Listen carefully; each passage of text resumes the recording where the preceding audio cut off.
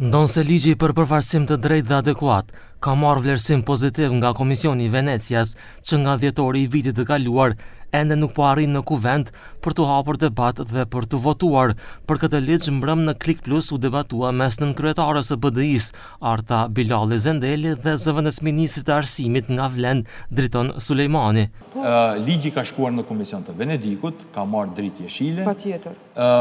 Është tash do të hinë në sistemin ENER, ku do të ketë debat publik, sepse mendojmë se është një ligj shumë i rëndësishëm ku do duhet kyçen të gjithë pjesëtarët e politikë bërjes. Në rast se keni ndonjë sugjerim, ndonjë kritik, ti siç duket se ke lexuar ligjin, ndonjë sugjerim, ndonjë kritik, jeni të hapur në kuvent të diskutojmë për këto punë. Unë do doja kështu tjetër. Edhe ne ju thrasim edhe juve, ju bëjmë ftesë që t'jeni konstruktiv.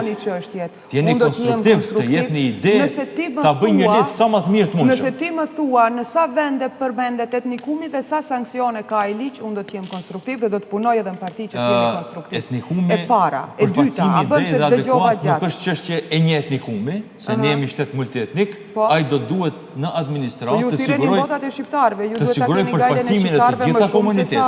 Po patjetër që ne i përfaqësojmë edhe shqiptarët.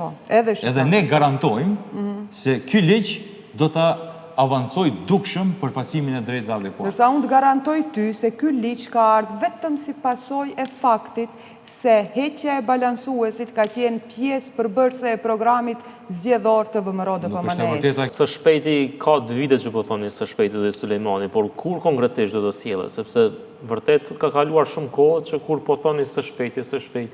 Shif, po mundohemi të bëjmë punë në mënyrë të ngadalë për të sigurt që mos lëm hapësirë pastaj dikush të keq interpretoje, dikush të kontestoje e kështu me radhë. Ndryshe, qeveria draft ligjin për përfaqësim të drejtë dhe adekuat e përpeloi në qershor të vitit të kaluar, rreth një viti pasi gjykata kushtetuese më 9 tetor 2024 vendosi për shfuqizimin e instrumentit balansues, ndërkaq Komisioni i Venecias draft versionin e ligjit nga qeveria e ka pranuar në muajin korrik.